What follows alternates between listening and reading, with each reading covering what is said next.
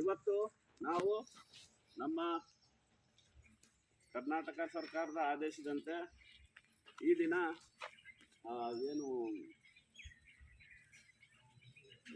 ಸವಿತಾ ಮಹರ್ಷಿಯ ದಿನಾಚರಣೆಯನ್ನು ಆಚರಿಸ್ತಾ ಇದ್ದೀವಿ. ಈ ದಿನಾಚರಣೆಗೆ ಕುರಿತು ನನಗೆ ಗೊತ್ತಿರ್ತಕ್ಕಂಥ ಕೆಲವು ವಿಷಯಗಳನ್ನು ತಮ್ಮೊಂದಿಗೆ ಹಂಚ್ಕೊಳ್ಳೋದಕ್ಕೆ ಇಷ್ಟಪಡ್ತಾ ಇದ್ದೇನೆ. ಸವಿತಾ ಮಹರ್ಷಿ ಮತ್ತು ಇವತ್ತಿನ ದಿನದ ರಥ ಸಪ್ತಮಿಯ ವಿಶೇಷ ಎರಡೂ ಕೂಡ ಒಂದಕ್ಕೊಂದು ಕೂಡಿಕೊಂಡಿರ್ತಕ್ಕಂಥ ವಿಶೇಷತೆ ಇರ್ತಕ್ಕಂಥದ್ದು. ಯಾಕಂದರೆ ಈ ಒಂದು ಸವಿತಾ ಮಹರ್ಷಿಯ ವಿಚಾರಗಳನ್ನು ನಾವು ಕೆಲವಾರು ಪುರಾಣಗಳಿಂದ ನಾವು ನೋಡಿದಾಗ ಮತ್ತು ಕೆಲವು ಪುರಾಣದ ಸಾಕ್ಷಿ ಆಧಾರದಿಂದ ನೋಡಿದಾಗ ಸವಿತಾ ಮಹರ್ಷಿ ಯಾರು, ಇವನ ವೃತ್ತಿ ಏನು, ಈ ಮಹರ್ಷಿಯ ಮಹತ್ವ ಏನು, ಈ ಒಂದು ಮಹರ್ಷಿಯನ್ನು ನಾವು ಇವತ್ತು ಯಾಕೆ ಇಷ್ಟೊಂದು ಗೌರವಯುತವಾಗಿ ಕಾಣಬೇಕು ಅಂತಕ್ಕಂಥದ್ದು ನೋಡಿದಾಗ ಸವಿತಾ ಮಹರ್ಷಿ ಅಂತಕ್ಕಂಥದ್ದು ಹೇಗೆ ಹುಟ್ಟಿ ಬಂದರು ಅನ್ನೋದನ್ನು ಹೇಳೋದಕ್ಕೆ ಪ್ರಯತ್ನ ಮಾಡ್ತೇನೆ. ಸವಿತಾ ಮಹರ್ಷಿಗಳ ಒಂದು ಹುಟ್ಟಿನ ಬಗ್ಗೆ ನೋಡೋದಾದರೆ, ಪುರಾಣದ ಪ್ರಕಾರ ವಿಷ್ಣು, ಬ್ರಹ್ಮ ಮತ್ತು ಶಿವ ಇವರು ಪೂಜೆಯನ್ನು ಮಾಡ್ತಾ ಇರ್ತಾರೆ, ಯಜ್ಞವನ್ನು ಮಾಡ್ತಾ ಇರ್ತಾರೆ. ಯಜ್ಞವನ್ನು ಮಾಡ್ತಾ ಇರುವಂಥ ಸಂದರ್ಭದಲ್ಲಿ ಶಿವನ ಗಡ್ಡ ಮತ್ತು ಮೀಸೆಗೆ ಅಗ್ನಿ ಸ್ಪರ್ಶ ಆಗ್ತದೆ. ಏನಾಗ್ತದೆ?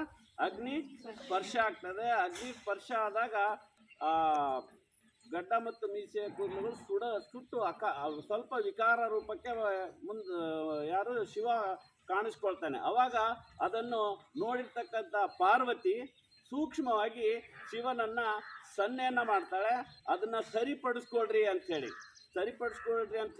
ಹೇಳಿದಾಗ ಶಿವ ತನ್ನ ದಿವ್ಯ ಶಕ್ತಿಯಿಂದ ತನ್ನ ಬಲಗಣ್ಣಿನಿಂದ ಈ ಸವಿತಾ ಮಹರ್ಷಿಯನ್ನು ಹೊರಗೆ ಬರುವಂತೆ ಮಾಡ್ತಾನೆ.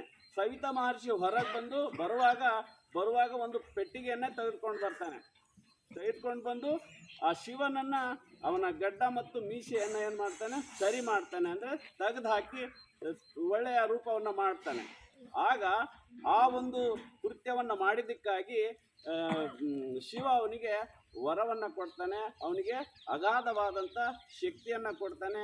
ಶ್ರೀಮಾನ್ ನಾರಾಯಣನ ಒಂದು ಪ್ರತಿರೂಪದ ಸಾಮರ್ಥ್ಯವನ್ನು ಕೂಡ ಅವನಿಗೆ ದಯಪಾಲಿಸ್ತಾನೆ. ಸವಿತಾ ಅಂದರೆ ಕಣ್ಣಿನಿಂದ ಹೊರ ಬಂದವನು ಅಂತ ಅರ್ಥ ಕೂಡ ಆಗ್ತದೆ ಅಂತ ಹೇಳಲಾಗ್ತದೆ. ಈತನ ವೃತ್ತಿ ಏನಂದರೆ ಕ್ಷೌರಿಕ ವೃತ್ತಿ. ಯಾರ್ದು? ಸವಿತಾ ವೃತ್ತಿ. ಅಂದರೆ ಅದು ಒಂದೇ ಅಲ್ಲ, ಶಿವ ಇವನಿಗೆ ಸಂಗೀತದ ಮತ್ತು ಶಾಸ್ತ್ರದ ಅಂದರೆ ವೈದ್ಯ ವೃತ್ತಿ, ಈ ಸಂಗೀತ ವೃತ್ತಿ ಮತ್ತು ಕ್ಷೌರಿಕ ವೃತ್ತಿ, ಈ 3 ರೀತಿಯ ವೃತ್ತಿಗಳನ್ನು ಕೂಡ ಅವನು ದಯಪಾಲಿಸಿದ ಪರಿಣಾಮವಾಗಿ ಮುಂದೆ ಹಲವಾರು ಮಹಾನ್ ವ್ಯಕ್ತಿಗಳ ಸುಂದರ ಸ್ವರೂಪವನ್ನಾಗಿ ಪರಿವರ್ತನೆ ಮಾಡ್ತಾನೆ. ಇದ್ರ ಜೊತೆಗೆ ಈ ಸವಿತಾ ಮಹರ್ಷಿಗೆ ಒಬ್ಬಳು ಮಗಳಿರ್ತಾಳೆ, ಅವಳ ಮಗಳೇ ಗಾಯತ್ರಿ. ಈಗ ಹಿಂದೂ ಧರ್ಮದಲ್ಲಿ ಶ್ರೇಷ್ಠ ಮಂತ್ರವಾಗಿರ್ತಕ್ಕಂಥ ಗಾಯತ್ರಿ ಮಂತ್ರ ಈ ಗಾಯತ್ರಿಯ ಹೆಸರಿಂದನೇ ಹೇಳಲಾಗ್ತದೆ ಅಂತೇಳಿ.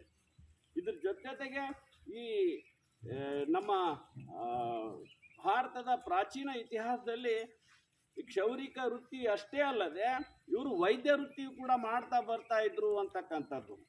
ಅಂದರೆ ಶಸ್ತ್ರಚಿಕಿತ್ಸೆ ವೃತ್ತಿಯನ್ನು ಮಾಡ್ತಾ ಅನೇಕ ರೋಗ ರುಜಿನಗಳನ್ನು ಹೋಗಲಾಡಿಸ್ತಕ್ಕಂಥ ಒಂದು ದಿವ್ಯ ಜ್ಞಾನ ಸಂಪತ್ತು ಕೂಡ ಈ ಸವಿತಾ ಮಹರ್ಷಿಗಳಿಗೆ ಇದ್ದಿದ್ದು. ಮತ್ತು ತದನಂತರ ಬ್ರಿಟಿಷರು ಬರುವವರೆಗೆ ಕೂಡ, ಅಂದರೆ 200 ವರ್ಷಗಳ ಹಿಂದೆ ಈ ವೈದ್ಯ ವೃತ್ತಿಯನ್ನು ವಿಶೇಷವಾಗಿ ಸವಿತಾ ಸಮಾಜದವರೇ ಮಾಡ್ತಾ ಬಂದಿರತಕ್ಕಂಥ ವಿಶೇಷತೆಯನ್ನು ನಾವು ನೋಡ್ತೇವೆ.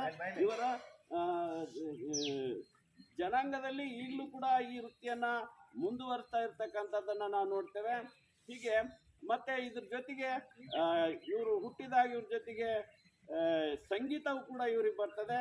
ಸಂಗೀತದ ಬಗ್ಗೆ ಹೇಳೋದಾದರೆ ಏನು ನಾವು ವೇದಗಳಲ್ಲಿ ಒಂದು ವೇದ ಆಗಿರ್ತಕ್ಕಂಥ ಸಾಮವೇದ ಅಂತ ಹೇಳಿ ಏನು ಕರಿತೀವಲ್ಲ, ಸಾಮ ಅಂದರೆ ಸಂಗೀತಕ್ಕೆ ಸಂಬಂಧಪಟ್ಟಂಥ ವೇದ. ಆ ಸಾಮವೇದವು ಕೂಡ ಸವಿತಾ ಮಹರ್ಷಿಗಳಿಂದನೇ ಬಂದಿರತಕ್ಕಂಥದ್ದು.